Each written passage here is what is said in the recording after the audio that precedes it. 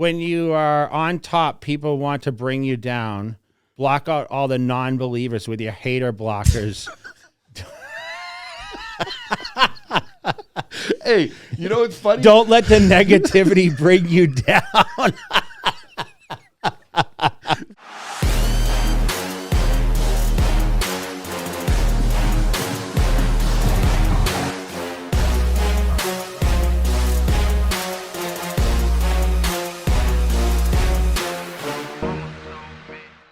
All right, so holiday week it is, episode number 17 of the Cutler Cast. Excited to be back on. I know we have a lot of things to cover today since a lot's been happening since we had Dan Solomon on, which we announced the Olympia being held in Vegas, and it's coming, I think it would be about that time. We just would be passing the Olympia next year, 2022. I actually, on my Facebook, or my Facebook and Instagram, you know how it will show you like what happened a year ago or 2 years ago. All the posts were popping up from Olympia stuff and photo shoots and all that stuff. So from when we were 2 years ago? Or? 2 years ago, when it was the first time it was in Orlando. Yeah. It was the weekend before Christmas. Yeah. So welcome back, everyone. If you guys haven't subscribed, make sure you guys subscribe, and of course, like and comment. We had a lot of great conversation with our fans and people that have been supporting the podcast lately with the engagement. I'm happy about that. We encourage that. We try to go on and, of course, answer your questions. But your comments and suggestions sometimes give us some good topics to cover. Of course. Which is great. But we're going to start off with the Nationals because you just went down to the U.S. Nationals. It's a title I won in 96 to win my pro card. And a lot has changed. We talked about that in the other episode where before – you had to win your class or an overall to gain professional status. And this is prior to all the other divisions, classic and men's physique and all that. And, of course, the women's side. We now have two in each class that earn their pro card. And, of course, the overall winner, which at this show was pretty impressive. Before we even talk about this show, what was it like for you? Like, you won in 1996, and this last year was actually the 40th anniversary, so Jim was there, and he actually brought Lee Haney out, who won the first ever Nationals. What was it? 82, I think. What was it like for you? Like, where was it, and what was going on through your head going into a national show? Because there was only a couple places you could turn pro back then. Yeah, so I went in 96, and it was in Dallas. Mm-hmm. And I think, I was excited because I actually went down there a week prior, and, of course, Chris Aceto came with. And my whole family came down, but we actually got to train at Ronnie Coleman's gym, which was Metroflex, which was the only one in existence, by the way. So our viewers know, Metroflex has since then franchised all around the country, right? Yeah. And now, the show has kind of stayed put in Florida. It's normally in Miami, but it used to change often. So it would go Atlanta back and forth between Dallas and. Back then we had magazine hype and, my nemesis or the person I was battling was Tom Prince. And he had gotten second to Craig Titus at the USA's earlier in the year, where Craig Titus won, got his pro card. The year before, Tom Prince was second at the Nationals to Don Long. Mm-hmm. And when I was heading into Nationals, of course, he was considered the guy to beat because he had just placed second at the USA's. And that's how it kind of was where... Yeah. A lot of the guys, were coming off former contests, so they had hype in the magazines, so people knew that they were coming, which today we don't really know who's coming. No. I mean, if you asked me prior to Nationals when you went down there, you were actually there present, I wouldn't know anyone that was really the front runner. Of course, now seeing some of the names that we'll go over, I have seen pictures of our overall winner, Carlos Thomas Jr., who was unbelievable, right? And I have seen some pictures of what he looked like. But yeah, so it was crazy, man, because it was my first national show. I hadn't stepped foot on a national stage yet. I knew a lot of the names that were competing because they were hyped in the books. And I went there with confidence that I was going to do well, but to walk away with a pro card was pretty amazing. I only won my class. Were you like...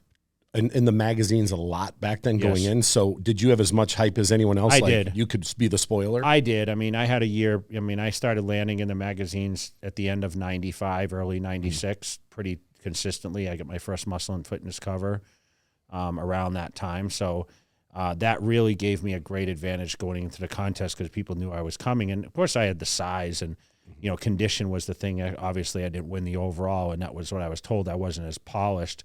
I weighed 248 when I won the card. So I went in at 248. And, for example, I mean, King Kamali, Bob Ciccarello were like 11th and 12th in that show. Dave Palumbo was 4th. Orville Burke was 3rd.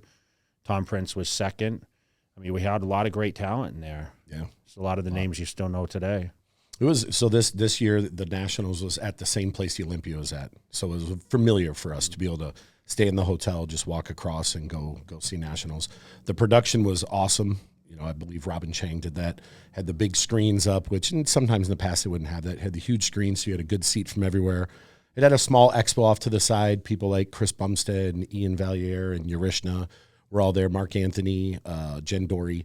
So it was good seeing some of the other active pros, coming down there to support the show. But it was just sitting in the crowd watching the different divisions. There was a lot of really like good people. Like there wasn't any division outside of the super heavies that it was pretty close with a lot of these guys. And I was surprised because you know how it is. Usually somebody just runs away with it. But all the divisions had really good classes from the top to the bottom. But I'll go over the different winners of each class, and then we can, you can show you the comparisons and you can kind of give your feedback. But the overall winner in super heavyweight was Carlos Thomas Jr. The heavyweight winner was Justin Shear. Lightweight, Michael Condell. Middleweight, Justin Jacoby. Welterweight, Jordan Wise. Lightweight, Will Pirelli. And bantamweight, Raymond Hooligan.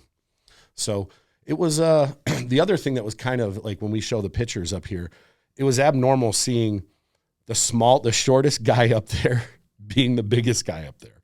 But I don't know if you can, J-Mac, if you can pull the video or the pictures up, and then maybe Jay can kind of just give his feedback on each one of the shots. Yeah, so we have, looking at these guys, I mean, obviously our winner in the center, great size. I know leading into the show after prejudging, you talked a lot about the heavyweight. Yeah, Justin.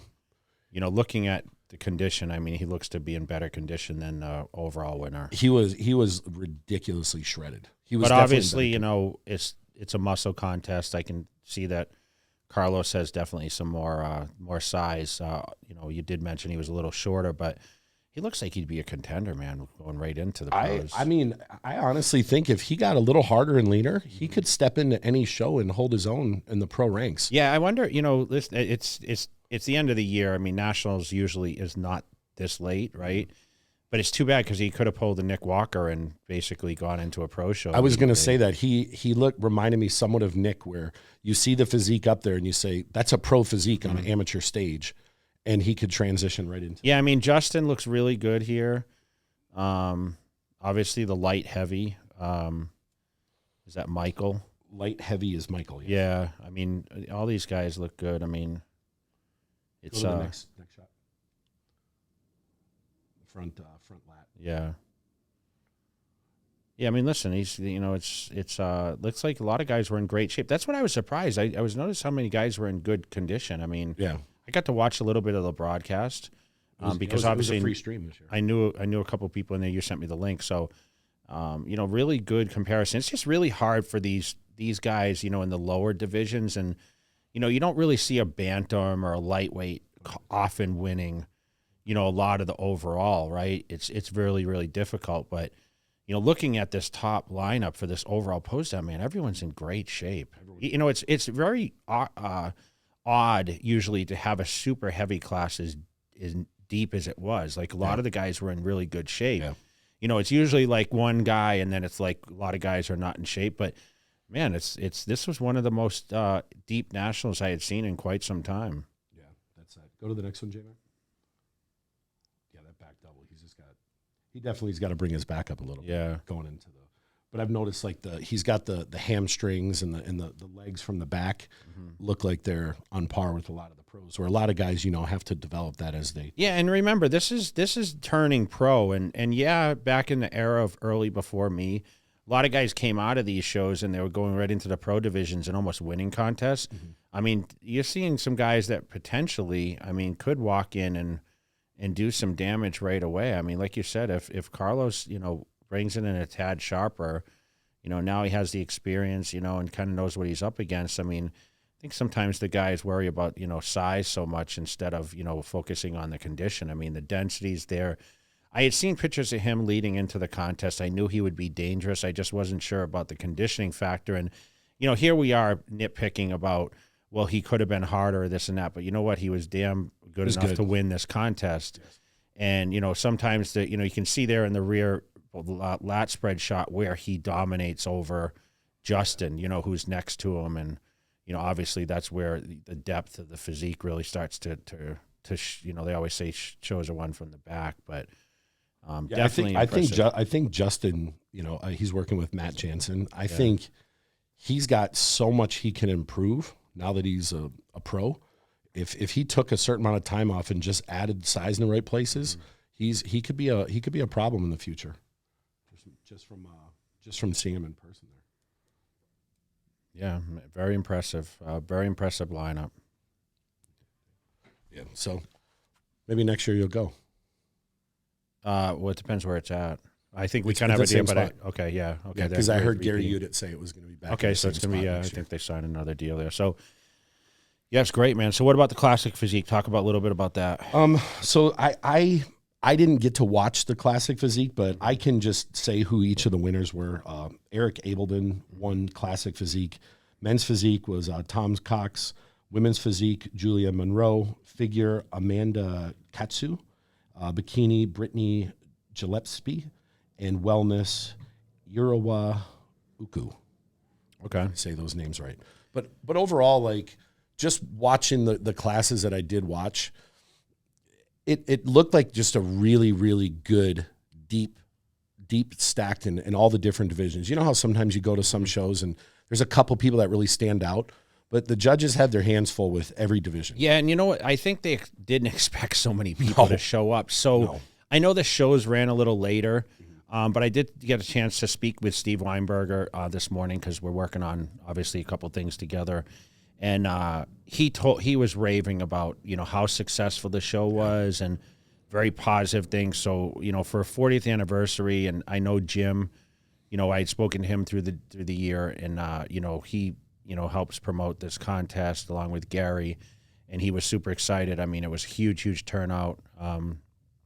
Congratulations on them, and what a way to celebrate. I know he got to speak. Jim doesn't usually get on the microphone very often, and I know he gave a lot of credit to Lee Haney to kind of pioneer the NPC, back in that era. And, Jim's a former bodybuilder, and what I love about him and his character is, he was in the trenches like a lot of us were competing. And, he, obviously being in Pittsburgh, he's an East Coast guy, so that mentality is always there, the work ethic. And, it's funny, we were having a personal conversation not too long ago, and he was talking about, do you have any trips or, where do you go? And I said, man, I don't know if I could ever do one of these like Maldives trips where you just sit in a hut all day. And he's like, yeah, man, it's hard to do that, because he's always doing something, keeping himself busy. And, the phone never stops. And you can't just say, how people say, I'm going to put my phone away for 7 days, dude. That's impossible. No.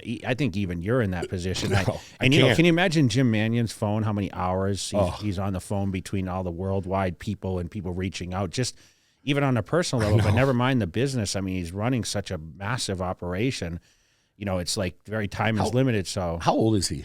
I think he's around early 70s somewhere. For him being his early every time I see him, he's always on the move. He might, maybe, he might be mid 70s or. He's always on the move. He's not like just sits there. He's not still. He's walking around. He's talking to people. He's shaking hands. He's very active, man. And, he's been a huge figurehead, and he's mentored a lot of us and done great things for us. And, that's why we continue to support and, always look after, what kind of made us. So you, going back to when you competed, what did you have to do to finance bodybuilding as an amateur going into nationals? And did it change much as you turned pro? Yeah, so by the time I got, I always talk about, the teenage years, but I never really get into like from 20, 21, 22.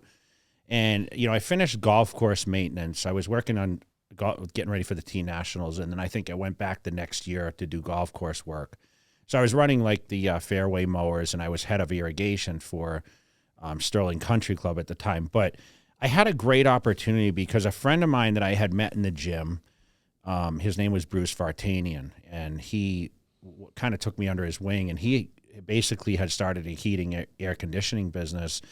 And I kind of was doing odd things with him where, I was helping him with billing or running around. His brother kind of was like the know-all of all that business because he came in from that background. And I think, his brother basically, which, he still has the business, he kind of was, behind the scenes working and doing more of the labor work.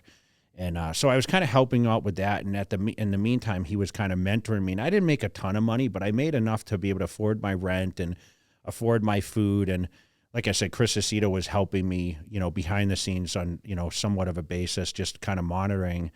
And by no means as I was wealthy, but at the same time, I was making enough to support, my bodybuilding and allowing myself to train every day. And then I would usually work like later in the afternoons into the evenings where I would allow myself to train at like 11 in the morning. And remember, I was driving to different gyms, and, by the time, that got underway and, we got into, so he was doing more home building at the time.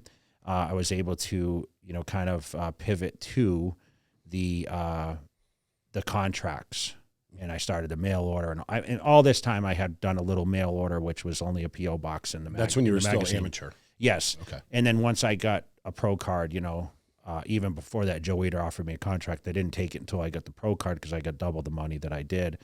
And then pretty much financed myself as a bodybuilder then, and was, continuing to grow and, selling stuff through the mail order and doing some personal appearances and getting the contacts. And, back then the money wasn't huge, but back then you never had the vision of making well over six figures in bodybuilding, which in this era, I think you almost need that to kind of survive as a top pro.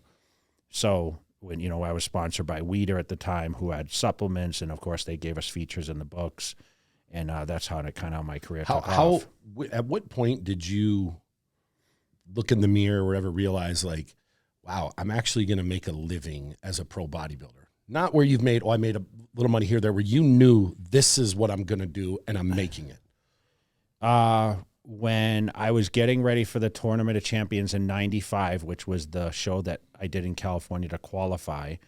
It was one of John Lindsay's shows. Mm-hmm. And I went out there and I dominated the field, and I walked into Gold's Venice, and everyone's like, holy shit, who's this kid?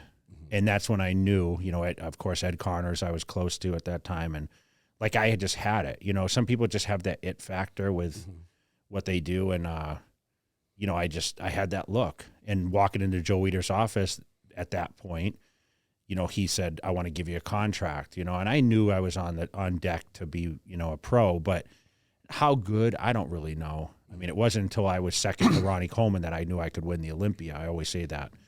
But I knew I would be a pro. I knew I'd be successful at what I was actually set out to do. It wasn't even about being a pro, because I never really thought I want to be a pro because that's going to automatically bring money, even though in those times, basically, if you were a pro, you secured a contract pretty much, right? For sure. But I knew I would make money.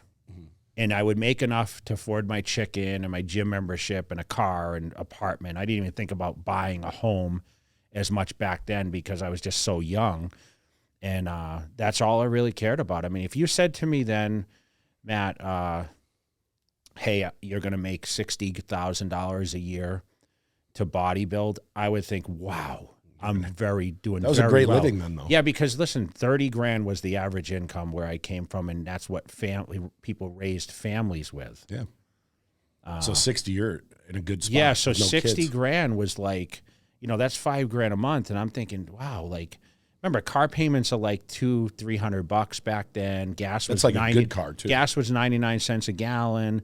An apartment, that I lived in was $500, and it was a nice like 2-bedroom, condo or whatever. It was great, and you weren't going out. My dinners were $20 for me and my girlfriend, you know? Yeah. So it wasn't like now where it's like everything is just way more expensive. We talk about inflation over and over, but you know, the places we go to eat, you know, I mean, we order DoorDash here and it's $25, you Just know, for a single meal. one person. Yeah. That's, But this is 95, just 96. think about it. You know, some of these people that are coming up now, maybe some people that have just gotten into the industry, they don't understand the history of what it was like to turn pro. Mm-hmm. You know, you go to some of these shows now, and there's 2 people in every class turning pro, to where back in 96, the winner of each class at Nationals, the overall winner of the USAs, and I think around 2000, the overall and the runner-up turned pro, and the overall winner of the North Americans turned pro. Yeah. So listen, I need to clarify something. So if you turn pro normally in like a heavyweight, there wasn't super heavy back then, the heavyweights most normally got paid. Light, heavy. Yeah, like I'm not saying the lower classes to disrespect them, but like you automatically, like you were big enough. You're getting a contract. Yeah, after most likely. Probably while you were there, somebody came and spoke to you from something. You know, or you've been most of the guys that end up winning, they don't just show up out of nowhere. They've been now on the circuit, whether they did the junior nationals or they've been in a magazine feature, because if you were good, the magazines found you somehow. Of course. Because, you know, the local gyms, the word would spread, and next thing you know, phone calls would be made and be like, there's this freak in my gym. Mm-hmm. I mean, it's how it all started. I mean, if I remember right, I think a lot of the contracts back then, if you got a supplement contract, it was for no money. It was supplements, expenses, and there would be a clause in the contract that said, if you turn pro, you get $2,000 a month, or you start getting paid. You get incentivized by how you placed, because today you get incentivized by like, okay, how many sales like how if you reach a quota. Back then, it's like, okay, if you go further with your status, meaning you prove yourself on that platform it's existing to you, that's how you would get pay increases. So if I get the pro card, I get X raise. If I went and won the Night of Champions, I got another raise. If I went and won the Arnold Classic, you get a bigger raise. And then if you get the Olympian, you place in the top 10, you get a raise, or place in the top 6 or whatever it is. Mm-hmm. So Joe Weider incentivized the people to do better. And that's what was cool, because you were always working to make, because it was kind of dictated by like someone had to make a decision on, okay, you're going to make more or less money.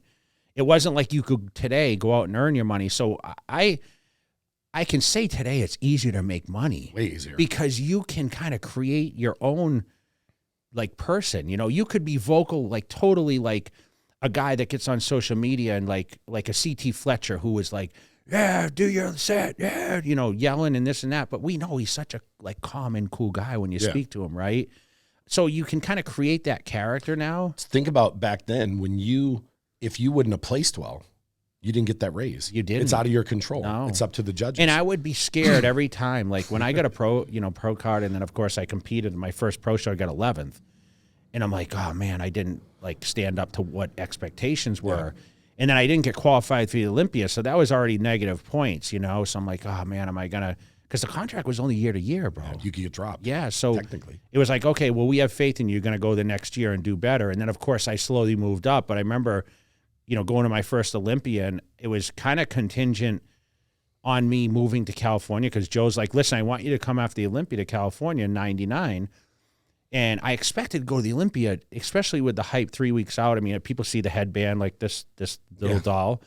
I looked amazing. And then I got to the Olympia and I got 15 out of 16. And I thought, oh my gosh, you know, I was supposed to get a pay raise in order to finance myself to go to California. And I was so nervous I wasn't going to get that pay raise. And of course did he give it to you anyways? Yeah, he gave it to me. He saw the potential. Because he knew. And I'll be honest with you guys, like he like almost doubled my income yearly to move to California. Like I said, hey, I'm going to need double the money. And he basically did, to make me be able to be comfortable in California. That's why I always talk about Joe Weider as like a positive person that gave me, you know, that vision and gave me opportunity. He didn't. He could have reneged it. But you know what? He stood true to his word. He made sure I was closer to the books only to help me. It helped me build my brand bigger. And, you know, I was off to the races and I started winning pro shows right away. Who was your, if I remember right, what was your first big contract? Well, Weider gave me a decent one. You know, I made 6 figures on my Weider contract, and then I left there and went to ISS Research. I got paid more money with that. But now the Weider deal, was that a supplement and a publishing? No, because it wasn't separated at that point. It was all, yes, it was under one. So it was you were Weider, which means they had a supplement and the books were owned by them. It was kind of combined. Yeah. There was no separate entities, right? So it was a combination of both. And then when I went to ISS, I just had, you know, a supplement contract with them. They were the ones that came up with the Oh Yeah bar and sold to Hershey or whatever. And then I left in 2003 and signed with Muscle Tech. And that was a huge, huge contract. I still think that was the biggest contract to date. Well, it was the biggest at that point, but then remember I signed a bigger one after I won the Olympia. Yeah. No, I'm just saying your Muscle Tech at its peak. Yeah. I don't think anyone's gotten a bigger contract. It was crazy. It was crazy, and when did the strict magazine deal come into place, where it wasn't the Weider publication deal, it wasn't a supplement, it was just a publishing deal? It came. I created it. Okay. In 2001, I signed with Muscular Development after my second place at the Olympia. Okay, I remember sitting with Steve Blackman and John Romano. We were eating dinner, and they said, how can we work together? Okay, because Muscular Development at that point was just a magazine. Yeah. And I said, listen, you know, maybe I'll write a column. And truthfully, I wrote my columns. I truly sat down and I wrote my monthly column. They paid me a fee for it. Weider saw that, and they said, because I had left Weider by that point, you know, as they transitioned, you know, AMI started to take over. I think they bought it, but Weider came to me and said, "Hey, why don't we do just a magazine?" Because I think the supplements had started to like go away. So I had a supplement. I had a supplement deal with ISS, and then I had a magazine contract with MD first, and then I had one with Weider also. And then you ended up going back to MD later on. No, what happened? Yes, what happened was I took the Weider deal along with the MD, but I promised the Weider people that when the MD expires, I'll just be exclusive to the Weider deal, because I thought, like everyone else, it was a good political run for me to do that because it was linked to the Olympia and everything else. But then, you know, I stayed with Weider for all those years, but when they kind of turned on me when I was competing in 2009 and wasn't supposed to win, I told them I'm leaving when my contract's up at the end of 2009. And that's exactly what I did, and went back and signed the biggest magazine deal ever. And I guarantee I got more money than anyone's ever gotten from a magazine with Steve Blackman and Muscular Development. So I credit him. And you know what? Steve Blackman kept me on even when I quit.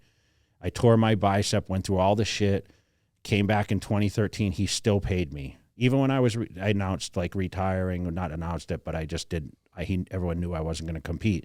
He kept me under contract. He stayed true to his word. I signed like a 5-year contract, and they always supported me, always. So I have nothing ever bad to say about Steve Blackman. A lot of the people coming up, no, they don't realize that there were publishing deals, actual deals where a magazine paid you to use your likeness.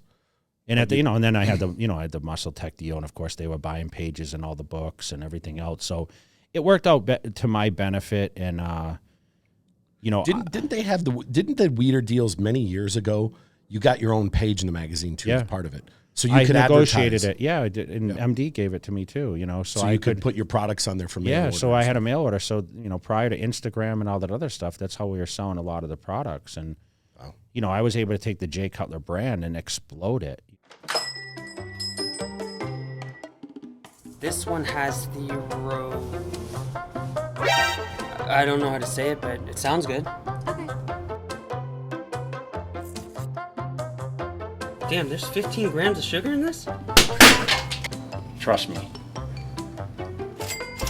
the was that guy? I don't know. I think he played quarterback or something.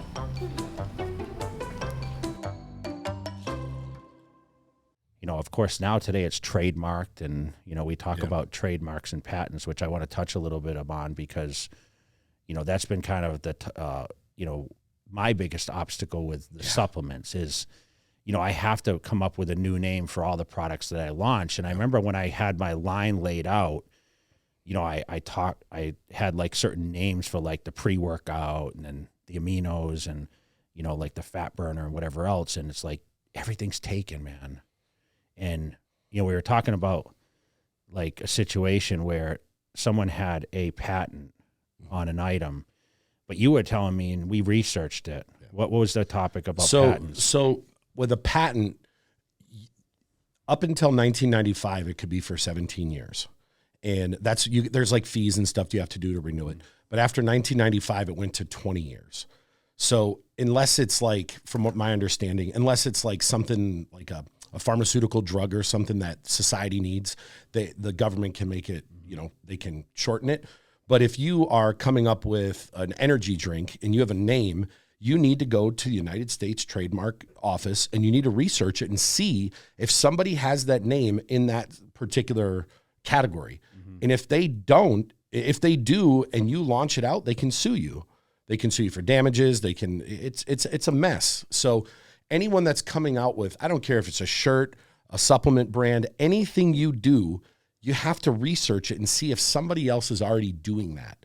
Because if you don't, you can get yourself in hot water. Like, you could probably talk about certain instances with Cutler Nutrition. I don't know what you can and can't say, but certain instances where big companies came at you like, yo, you can't use that. Yeah, and we researched it, and, the problem is, you file for it. Mm-hmm. But that alerts someone that might have a trademark or a patent or whatever else, right? It triggers that. Mm-hmm. So basically they shout back at you. But a lot of times what they do is just say, hey, change it. Yeah. Because, listen, no one wins. The lawyers are the only ones that win. So if you want to battle someone for a name, there's a million names out there, right? Yeah. So, I have, obviously the Cutler brand. So when I say, my pre-workout's Cutler Prevail, that's what the trademark's under. And then, like, my burner is, Cutler Sculpt.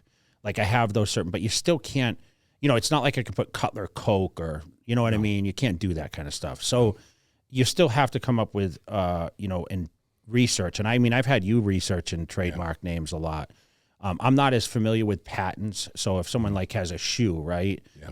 Then, same thing, 20 years. You can get on if there's a certain technology or if there's a design. Yes, technology. And if you have like a shoe, you have to take your design and show why it is, and you have to submit it. So you can go on the patent and trademark website, and you can actually go see designs, whether it's a shoe or whether it's a whatever you come up with.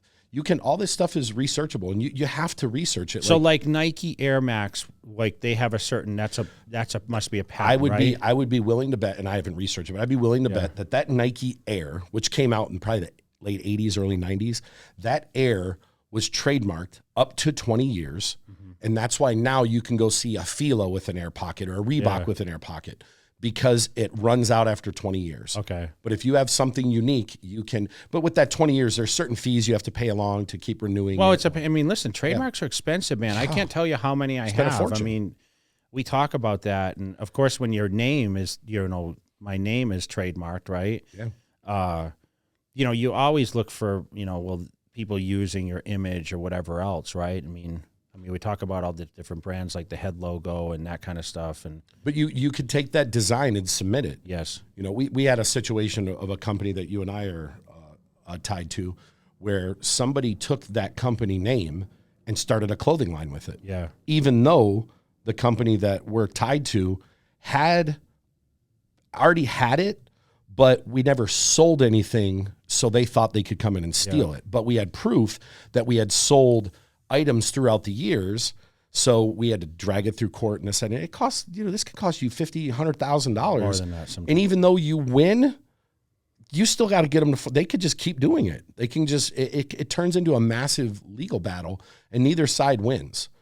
So it's I would suggest anybody that's coming out with a product or a shirt or a hat or anything that you sell and can make money, either have a really good trademark or patent lawyer. But before you go to that lawyer and spend a bunch of money, you can do the due diligence. Where can they find it? It's like I think it's USTPO.gov or dot. So you can kind of search it says search the name. Yep. And you can see if anyone has the rights to it. You can go in there, you can search trademark, search patent, and then what you can do is you can put the name that you're looking for, the category. Mm-hmm. And a lot of times, like if you went in there right now and put, Nike, you're going to find they probably have thousands and thousands of trademarks or patents. But you have to, you can go research all this stuff. Instead of paying a lawyer to do it, you can research it up front. Now, just because something on that site Doesn't come up doesn't mean that there's not something else out there. So if you see something where, let's say you wanted to name it XYZ t-shirt company or whatever, you can at least look it up, see it that it's not on there, and then you can go to a lawyer and say, hey, I'm about to go into business. I want to file this. And once you have it filed, if somebody else comes up with it, whoever filed it first, pending that they approve it, so you can file for a trademark, but until it's registered, it's not yours. Yeah, I have a specific attorney. Like I have attorneys, obviously, for different parts of my business, but a specific one just for trademark. So I don't even bother searching a lot now. If I have something in mind, I basically say, hey, this is what I want, and then she actually asked for a physical, like something physical. Like it can't just be a drawing of a T-shirt with a quote on it or whatever. It needs to actually have like a hang tag or like an actual clothing piece, want to like see a real picture. Yeah. So like a lot of stuff, like I'll have made a one-off and just to file it and, lock down the trademarks. And same, like else. something I learned in the but last. It takes time, Something I learned in the last year or so. If you are putting out a clothing line, let's say it's, just Cutler Nutrition, you can't have the patent or the trademark on that unless the inside of it has it as well. It can't be a Fruit of the Loom t-shirt with a Cutler print on it. That doesn't work that way. You have to have trouble for that. Yeah, you can. And that's something I learned this last year with a situation we went through. I learned that if you just have it printed on something, it doesn't guarantee that you're gonna have it. But we used to do that when I worked in the music industry, where a record would get done. We'd make a copy of it, and we would mail it. This is before you could upload an MP3. You would actually mail a hard copy and prove that you sent it in on whatever date. And you would actually take a copy of the CD and send it to I think it's the Library of Congress. I forgot. I think that's what it was. Did you have a trademark on the Hata Blockers? No. I wish J-Mac could pull up the Hata Blockers. Could find your mug. Yeah. You sold. No, we never did. We just sold those. We just sold those out of the. Go to Google and put J Cutler Hata Blockers. It's a pair of sunglasses. Go to images. Put J Cutler bodybuilding. It's Hater, H-A-T-A. H-A-T-A. I take the R out of it. Let's see. You'll see a picture of him wearing a pair of tan sunglasses. Usually when we search it, it pops up. Yes. But yeah, no, that was, now the song we sent in, I got my Hater Blockers on. We sent that in the Library of Congress. That was, because we got paid royalties on that. That was done right. But the actual sunglasses. Oh, there they are. He got it. Look at it. No, that's not it. But go back to the one before it. Right there. To the left, yes. right there. What does it say, Matt? Tell me what it says. Big. Right there. That was a pair of sunglasses that we came up with off a record of an artist that I managed. All right, so it says, when you are on top, people want to bring you down. Block out all the non-believers with your Hater Blockers. Hey, you know what's funny? Don't let the negativity bring you down. But you know what? We sold about 20,000 That of those. is your fault that I sold those things. Hey, you asked for it.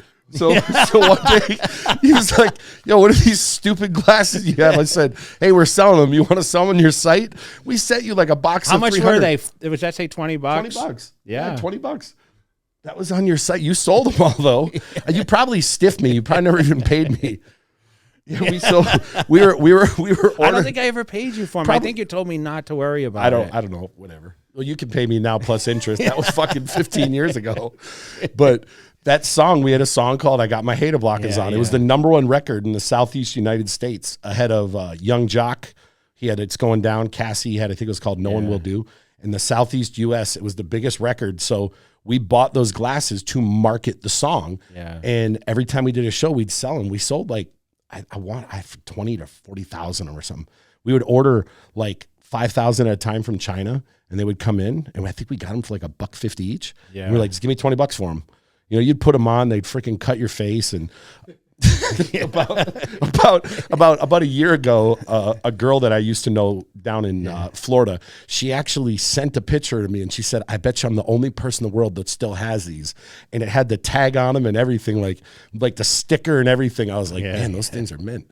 Maybe you need to we need to relaunch these. No, I sold some crazy shit in my What else time. did you sell in there? The CD, the Beats by Jay. What a terrible idea that was. J-Mac, did you ever hear that? He had his own mixtape. We're going in. Dude, you know what? You know what I'm gonna do?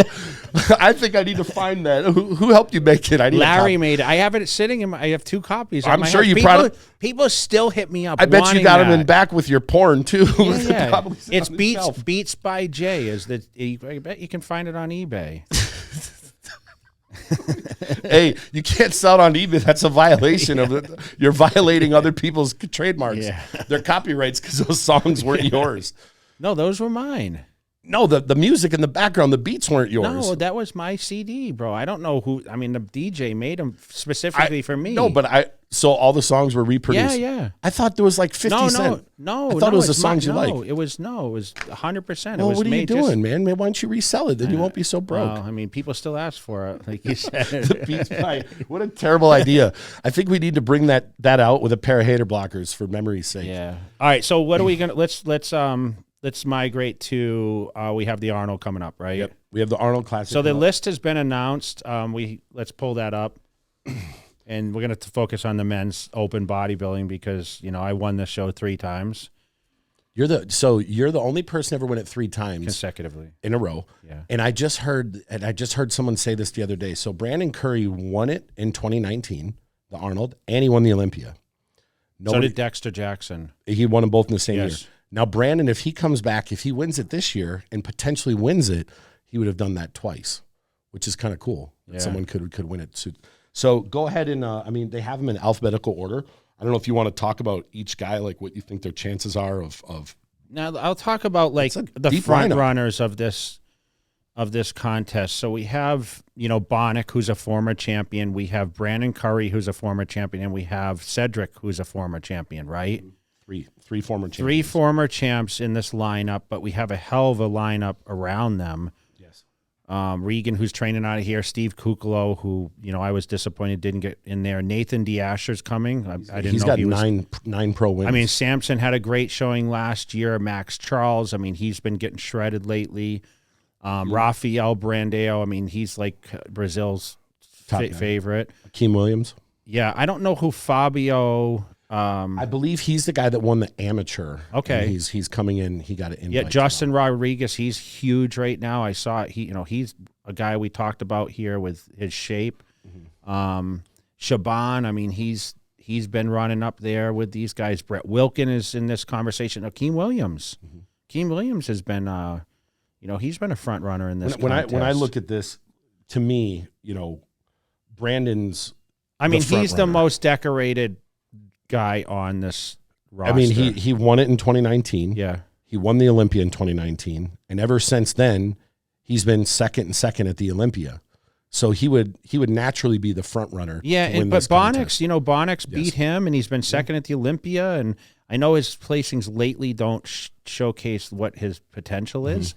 But, he's very, very round. And then you have Cedric, who if he puts it together, which he has not, it seems like lately. Mm-hmm. He beat Kai He beat Green, all those guys. Yeah, he beat everyone. And, I'm curious to see, though, like what a Justin Rodriguez with some rest, Brett Wilkins, Akeem, if Akeem gets back to form, Kukalo, we haven't seen. He gets in crazy and shape. Nathan next to these guys, and man, and we know Regan, what he's doing over here, and we think that he could be potentially in the mix. This is a tough lineup, man, like a very close lineup. Like, I can't sit here and say this guy's definitely going to win. If you had like, a Phil Heath in there, or you had, like a Dennis Wolf or a Sean Roden, or I'm just going back to the past. Those guys, you kind of knew that they were going to be the ones, right? Mm-hmm. But this is really tough. I would assume Brandon Curry's coming for blood for this show. Yes. Of course, because he's gotten second the last 2 years. And he beat Phil 2 years ago, and he was right there toe to toe with Rami this last year. So tell me something. They're doing the prejudging on Friday. Yeah, they're going Is to make that them right? I think. Yes, if I remember That's correctly. what I saw. I think I saw the schedule, and I thought I saw They're Friday prejudging. They're going to do Friday prejudging, and they're going to hold it up overnight. Okay. So it's going to be there isn't like a outside of probably the Brazilian guy Fabio that's new. There's nobody up there that's a weak person. Every one of them is a contender in any show. What do you think about to. this talk about Brett Wilkin being a front runner for this contest? Untested guy. I'm gonna say the same thing with Brett that we said with Nick going into last year. Nick had won a show, the New York Pro, going into this. We haven't seen Brett. We've seen him one time on the pro stage. He looked really, really good. Well, he in an open class. In an open class, yeah, on a pro stage. Yeah, that's right, Yes. open. And he lost to Hunter. Yeah. He got second to Hunter in the Chicago Pro. But just like anyone else, and until I see them next to a bunch of guys in a bigger show, I don't want to make like a prediction or anything. But I think realistically, if everyone is at their all-time best on this stage of all the bodies, who wins? I know who I pick. all-time best, Yeah, Cedric. you're right. I picked the same If he's at his all-time because it's best, structure, right? yeah, he's yes, and it's the Arnold too, and and that type of physique seems to do. They better. judge the posing round here a little deeper. If it's their all-time best, I think it's a runaway for Cedric. But who knows? We always know this. Any show that you go into, there's only going to be one or two people that are in really good Who has shape. the best momentum in this lineup? Brandon Curry, Brandon, yeah, second at the Olympia. yep, second at the. Look at it. Outside of since he's. I know Nathan won 2 or 3 shows. I know Samson won lately. I would say there's. I think this is going to be one of these shows where, unlike the Arnold last year, where there was a couple guys who are in really good shape, there's a lot of people in this lineup that are known for coming in shape. So I have a feeling you're going to see like a top 6 where they're all in really, really good shape. Can Regan hang with these guys? Yes, I believe he can. Regan, obviously, he's staying with me right now, and the transformation that he's making now, You're seeing it on a daily he's basis. he's about just shy of 290. When are we going to right get now. him on the podcast? Soon? Okay. Soon. He's just shy of 290, and he's relatively lean. And How many weeks is it? 10 weeks now? about 10 weeks out, or 10 or 11 right in there. So, look, I think he still has to prove himself against a tougher lineup, because when he has done the tougher lineups, he hasn't fared well in the past. But I think with what he has going on with Milos, the training, the diet, different now, a different mindset going into it, I think we'll see the best Regan that he can be at this point. Will it be enough? We'll find out. Yeah, but he seems to be getting better, man. He really came on we talked about that. I don't want to beat a dead horse, but Steve Kukla, where is he going to face in this lineup? If he's in shape, he's going to be right in the mix. Yeah. But the problem is a lot of times he doesn't get that crazy condition. We haven't seen Nathan stand in these crowds much in the last few years because of restrictions. So I know him and Samson traded places last year at a couple of contests. Nathan beat Samson. Yeah, but then Samson beat him, right? Yeah, he beat him twice this year, and then Nathan came in a little off, and Samson beat him and Regan and Raphael. But Justin's again the sleeper in this lineup where the shape. We said he was a sleeper last year. Yeah, and he looked crazy this last year. And I know Chris Aceto's, he's big on Raphael. Raphael gets in crazy conditions. Just is he going to have the density to compete with the top? If all these guys are in really good shape, I think it's going to be a talk a little bit about the prize money. So the prize money this year, listen up, guys. It went from 135 for first place to 200 grand for first. Second, now I think it's 130 or 135. Third gets 75,000. Crazy. That's, if you're a pro bodybuilder, that's 200 grand. You can buy a condo in I might have to dust the trunks off. What do you think? What do you think, Jim? I wonder what Dexter Jackson thinks right now. Of course, he's going right after I retire. They jacked him up because he won 5. Right? I'll be honest though, the Arnold was the biggest prize in bodybuilding for me because I was winning 100. a Hummer, and a watch.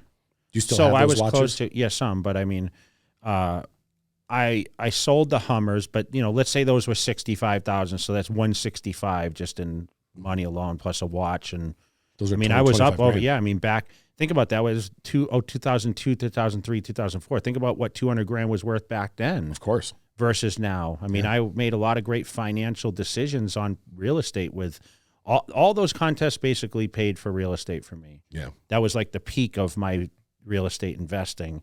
So the money that you got from that Has now it's still paying you dividends today. I'm paying for this lifestyle through, what I want for those Arnold Classics. So that's where the prize money, like, listen, you win 10 grand.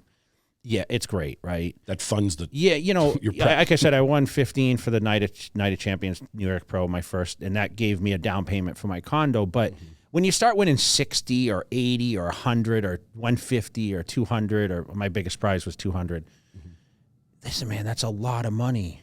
That's a lot of money. Yeah.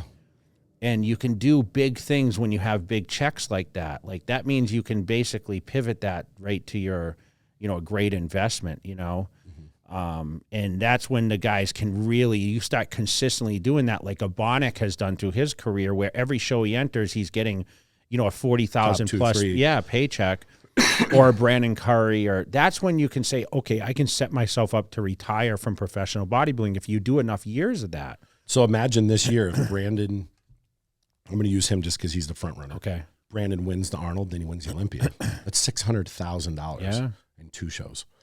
If you invest that properly, it can pay. And granted, you you're dividends going for to years. pay taxes, but if you're smart, you're paying your in real LLC estate. or your, and then you're using deductions. Obviously, it's you're prepping for a show. It's a business, right? So you got to be smart. You got to have a little, a great accountant and advisement. But yes, I mean, you can get very wealthy from competitive bodybuilding. That's why it's very discouraging when people say there's no money in bodybuilding, because if you're Those are lazy people. if you're competing and you're one of the elites, which I think even someone young in this, like a Raphael and Regan, let's these guys are a couple of the younger guys in this division. They're going to make a lot of money because their time is very, their shelf is long, right? Regan's 28. I think. Yeah. Raphael's So I in his mean, listen, 22. most of these guys are going to go to their almost 40 years old, or I don't really advise to go much deeper than that unless you really start late. But someone like Regan, who's been doing it since he was young, I think that's a great window for him. I mean, listen, God bless him. I hope he can retire at 30 or 32 or 35. That was my kind of exit strategy in the beginning. But, financially, I started making the most money ever after I was 33, 34 years old. So that's what kind of kept me in it. Unfortunately, I admit that, it wasn't that I was desired to go to the gym and push myself. Obviously, you saw my career kind of slump a little bit, and then I got revitalized when 2009 after losing it. And I think a lot of that was like, I went back to my mentality in the beginning where, in the beginning I mentioned, I didn't think about winning a pro card. I didn't think about being Mr. Olympia, but I thought about, okay, if I can financially support myself, how can I possibly do that? And I was always stubborn where everyone said, no money in bodybuilding, no money in bodybuilding. I'm like, bullshit, I'm going to prove everyone wrong. And sometimes you're beating your head against the wall, but when you were considered a marketable guy and you had relationships, and then I was active, like you said, to stay functionable in the magazines, like I was always in shape enough to do pictures. And that was what the ideal is. So, Ed Connors used to say to me, he's like, when you go to Gold's Venice, wear a tank top. I don't wear a sweatshirt. He used to get so mad at everyone that stayed covered up because you just don't know if a movie producer's in there or someone that owns a business that comes up and says, hey, I want you to model for a clothing brand. Because that's what you came to at that point. It wasn't like people go on Instagram. Like now as a business owner, I search for people on Instagram. Like I want to collaborate with these people. Lately I'm on TikTok a lot, right? So like I'm out there like, and I have a team that's kind of searching for like people, okay, they can model to do this or that, where you had to run into people basically because if you weren't featured in the books, Gold's Venice was like on a Saturday was like the ideal place. It was like they were combing that gym to be able to find the next person that they might be able to use for the Body Alive shoot or the, Crazy Wear or Platinum Everywhere clothing and all the brands that were out that time. We all kind of like were hoping that we get discovered, and with the TV commercials. I mean, they used to have a casting call at the front of Gold's Venice for, hey, we're casting for bodybuilders, and everyone at Coles Venice that was in decent shape and looked good would actually sign up to go for this casting for a TV commercial because it residualized a lot of money. Yeah. And that's the way, like the hustle, you talk about the hustle game. And I think today a lot of people lack that hustle. I'm just being blunt when I say it. They're lazy. There's too many people that don't want to do the work. It doesn't matter if it's traveling to do appearances. It doesn't matter. I mean, it's like this. You can reach out to people, and I know I hate using this role for you because, you go by manager Matt, but, I always know you as Matt, whatever. How many people do you reach out to and you say, hey, I have an opportunity, and you don't get a text back? A lot. Isn't that disheartening? You know what's the funniest thing about that? The people that make a lot of money that are established, I'm going to use some examples. Like if I messaged you or Rob Bailey or Aaron Singerman or I'll just use those three. If I message any one of you guys about anything, you get back to me right away. But there's people that are trying to make it in this industry, and you can reach out to them and they won't respond for a week. Yeah. And you're looking at it like, this is real money for you, and you're struggling, but your communication is so bad. But does it piss you off when you go to their stories and they're of course. Oh man, do you know how many times, you hear me say it and I'll be like, hey, this person here, I've had a deal for them. I've hit them 3 times and they don't get back to me, but they're on their storyline fucking off doing something stupid. And they're like, and then some of them you'll hit them up like, I see you on storyline. I'm sending you, oh, sorry, I've been busy. Like, busy doing what? Yeah. Like, busy not making money, busy being broke, because that's what you are. Like, people don't want to do the work, and they want everything to come to them. And it's frustrating. So for me, I get so many companies and so many opportunities that come to me. So I have a circle of people that I push it to, people that will respond back to me, people that if I say, like I'll use Rob Bailey, for example. If I reach out to him and say, I got an appearance for you guys in Mexico on this date, this is how much it is, this is the deal. Rob will say to me, let me check the calendar. 15 minutes later, message back, do it, done. That's it. He doesn't have to say anything else. I'll handle the contracts, I'll get everything. Same with you. If I hit you and say, hey, this person wants an appearance, lately you just be like, I don't want to go anywhere. Well, I'm honest. I know. You're like, I don't want to go anywhere. But in the past, you would go, I would already know. I'd look on the calendar and say, you're open. Calendar, yeah. Yeah, you're open. You'd say, okay, do it. But there's other people where you hit them and you say, I got this opportunity for you on this date. I got Jay going. I got Dana Lynn Bailey going. I got Cass Martin going. I got Brian Shaw going. Do you want to be on top of this? Let me get back to you.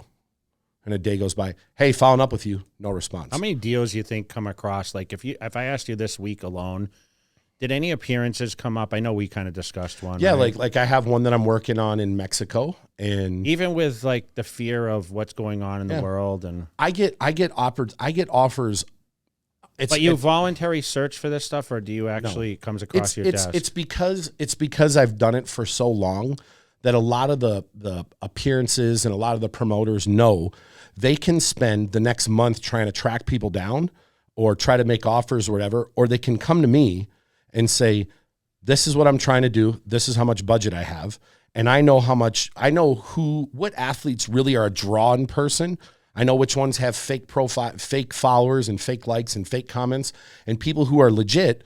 And I can build their whole appearance roster up in a couple hours. Yeah, but that's in the fitness realm. Mm-hmm. Like there's a lot of people. I remember when like Christian Guzman came on the scene and he had one of the longest lines at the Olympia. Yeah. No one in our industry really knew who he was because he was a YouTube guy. So, today you have a lot more YouTube guys that don't have accolades, I mean, Bradley Martin was kind of one we talk about that, he never won shows on a big level, but of course he's done so well with social media and capturing an audience through YouTube. Look, I would always put Mike Rashid on events. I'd put CT Fletcher. I'd push Cass Martin. Even Dana Lynn Bailey before she won. Dana hasn't competed in, I think her last year was 2014. Yeah. She still hasn't. There is not a woman in this planet in the fitness industry that gets a longer line than her still. And it's because Rob and her have realized they need to stay in front of people. They have multiple film crews. They're constantly putting out content. And the thing that Dan was talking about in our last interview, they're relatable. Mm-hmm. People look at them and go, wow, they're famous, but They're like us. I mean, they snowboard, they have their animals, they, And look, and you can go back and look at Dana when things have happened in their life. They water she'll put her emotions out there. She'll cry in there. She'll talk about hard things, and people can look at her and go, "Hey, she's like me. She's not some superhero like people. She's a famous person that has real emotions. So people see that and they gravitate towards it. So yeah, there's deals. I mean, I had a deal come across my way this week for somebody that was a lot of money. A deal that if I put it in front of you, you wouldn't have turned it down. And you have bigger contracts than anyone in the industry, and the particular person didn't get back to me. So it's like, all right, well. So how important is this? It's everything. It's everything. You have to. I would be a shitty social media person if this was 20 years ago. Well, yeah, 20 years ago. Because I didn't allow phones in the gym when I was training. You have to have your. I guess if someone was filming, I lie. Like Mitsuru came and filmed me for the DVDs, but maybe if social media was necessary, you would have adjusted. But I didn't like to speak when I was training. I was very focused. You would have adjusted, but in today's when I still returned phone calls back then though. You did, yeah. For you, like when you were coming up, your job was to be a pro bodybuilder. Mm-hmm. You got paid for people to use your likeness. Now your job is to be accessible. A company needs to be able to say, hey, I need you to do this marketing post for me. I need you to respond to people. If somebody goes on there and goes, hey, what product are you using? You should reply back, hey, I'm sponsored by Cutler Nutrition. This is the product I use, and this is a reason why. You're paid to engage. And if you can't engage, then what value do you have? No, if nobody can access you, if you're one of these people that people have to call you over and over and over and over, or they have to text you over and over and over just to get something done, well, you don't have the value to a brand. I don't care if you have 10 million on social media. I don't care if you have everything going for you on social media, if you're the biggest star in bodybuilding. If you're not accessible, your value drops. Mm-hmm. And the harder you are to get a hold of, the less you're worth. So take that for note, guys. Make sure you guys comment. Oh, I want people to comment too. If they actually wore the Hata Blockers, I want to go back to the Hata Blockers. Please comment below if you guys purchased the Hata Blockers. All right, let's get to some questions so we know. All right, so the first thing, I'm coming to Vegas for my first trip. What is the best hotel to stay at and why? Ooh, that's a tough one. I know, there's a lot of good ones. Shoot. Who sponsors this podcast? If you're out there listening, any executives, Jay Sean, if you know someone. Listen, I know Bellagio, I know Wynn. I would say Wynn Resort is probably top list. I mean, they have the beach club there. They have some of the best nightclubs, best restaurants. Mm-hmm. I would say that was probably the best hotel to stay at. If I had a choice, I would stay there. What about like the Mandarin? The Waldorf Astoria is a great place because they don't have a casino attached to it, right? So that's more of a quiet place, and there's great service. I lived there before, so that's a great quiet spot. But I think people want to be around like the opportune of like seeing a lot of people and having a option of multiple restaurants. And listen, let's be real. Some people want to gamble. They want to walk by a slot machine, whatever. I think the Wynn is like probably top notch. It has been for a long time too. Yeah. So, will you be coming to FIBO this year? I don't think so. Because I have the Jay Cutler Desert Classic the same weekend. Mm-hmm. And I'm not so sure about Germany. I'm not so sure about the restrictions there. And I'd be curious to know if that event is even going to take place April 7th. You guys all remember my experience with Germany about a month and a half ago. So I don't think it's going to happen for 2022. But I don't think so either. We had to push my show. Normally it's Easter weekend, which is the next weekend. So it would be the 16th of April, but I'm falling back to the 7th just because the event was booked. The 9th, I'm sorry, for the Jake. I have a feeling FIBO will do what they did the last couple of years. They'll try to get a date in October or November and just see if it and can that may be out. possible. It might be possible. Yeah. But, it says, in my opinion, Classic is more popular than Open because of the guts.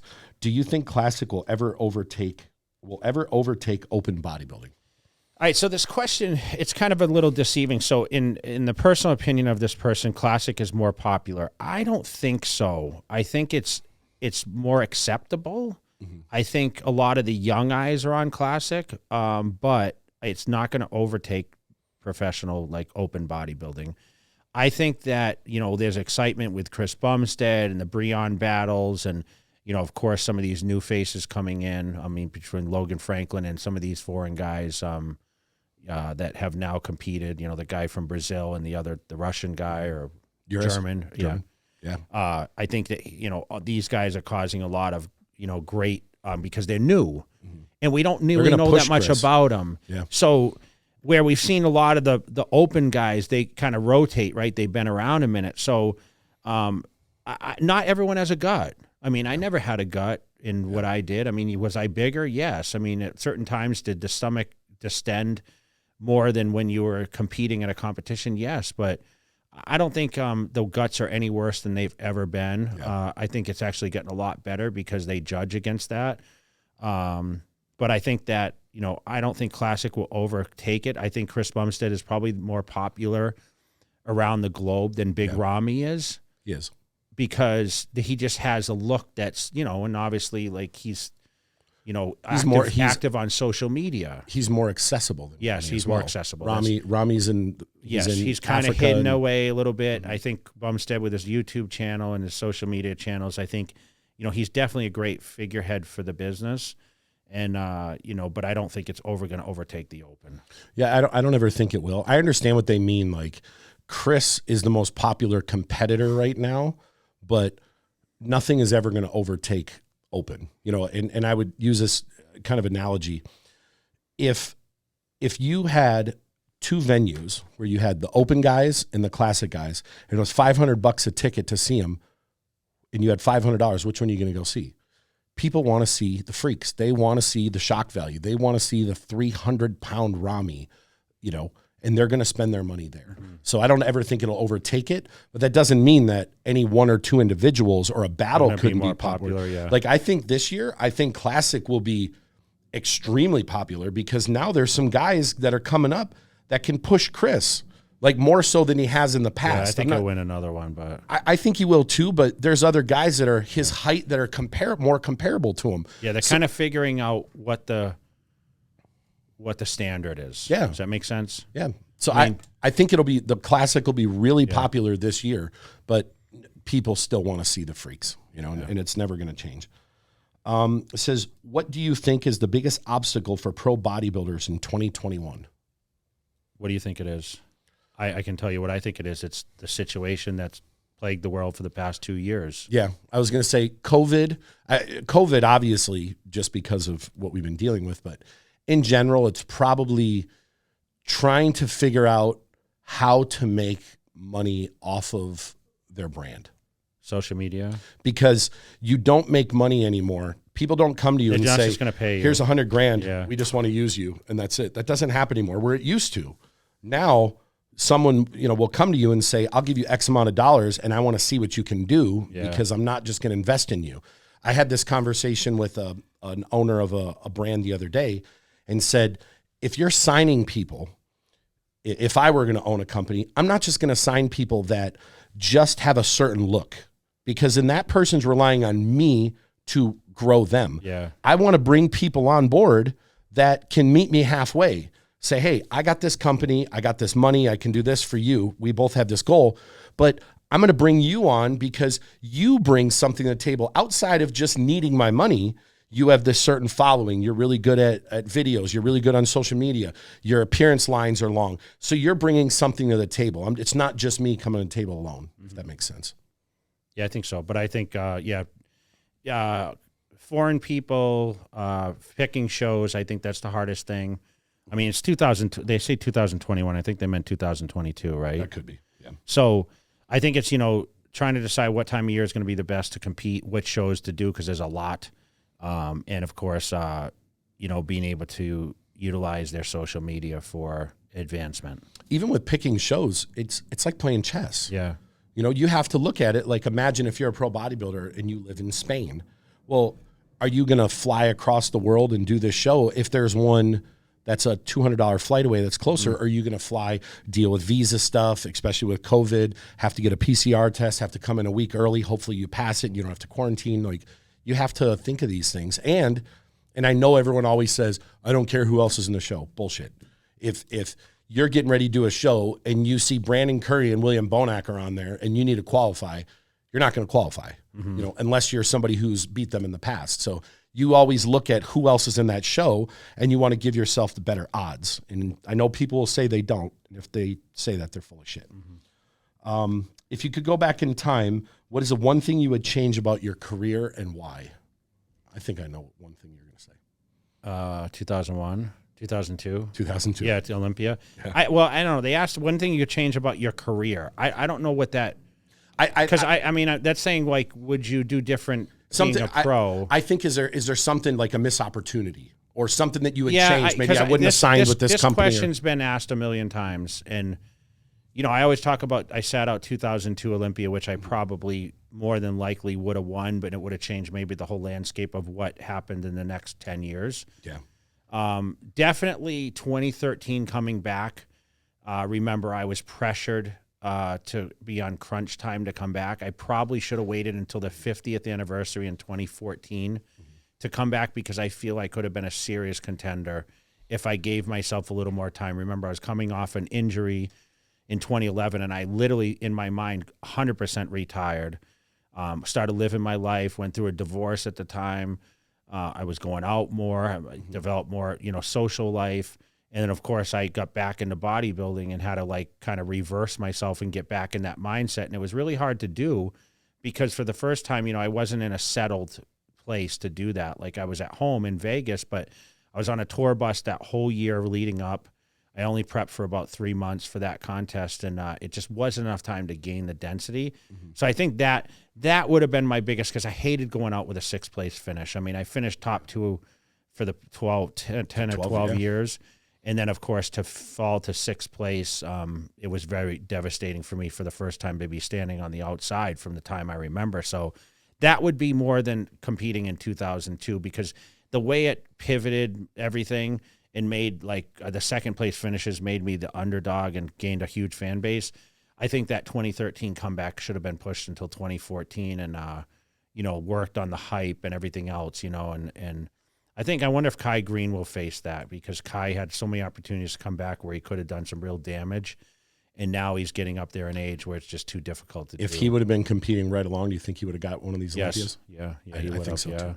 I've had that conversation. He missed a lot of opportunities, once you've won that Mr. Olympia, your name history. Your name is at a different level. So I just, I want to encourage all you guys out there that are watching this or listening. You just don't have a plan. You got to move forward with okay, this is, every day I'm going to go at this with, as much effort as possible, but take advantage of the relationships and take advantage of the opportunity that comes to you. I advise all you people if you qualify for the Olympia, you don't know if you're going to make it back. And if that's your dream, is to stand on that stage, see, someone like me, the Olympia didn't mean as much. And I don't want to be arrogant when I say that, but my true goal was a people person and being at expos and being face to face, where I felt the stage was a little, it wasn't as personal, with people. They watched me compete. And now I see the motivation it's given people. So I don't regret it at all, but I love the interaction with the fans. And I wasn't an ego guy where I'm I had no disappointment of winning only 4 titles. I still look around my office and think, oh my gosh, I can't believe I won 4 Olympias. So, of course, I wanted to win 5. I had that in my mindset because I truly believe if I didn't tear my bicep, I would have won 5. It's just you have that certain goal, but I don't discredit anything that I've done and think, wow, I would like to be in this guy's position. I don't look up to anyone in this business and think, I wish I was that guy. Of course not. I feel like I've done everything I possibly could, and I'm still living the dream every single day, and that's kind of why we started this podcast, is just to be able to give you guys a little more insight of my thinking process and what these topics we ask. What would I change about my career? Okay, honestly, to 2013 comeback, I probably would have waited and, gave myself a better opportunity. Because if you're going to sit on stage, man, you don't want to be half-ass, right? Yeah. And I felt like that's how it would have been in 2002, because I was moving to Vegas, building a house. There were people in my house all day.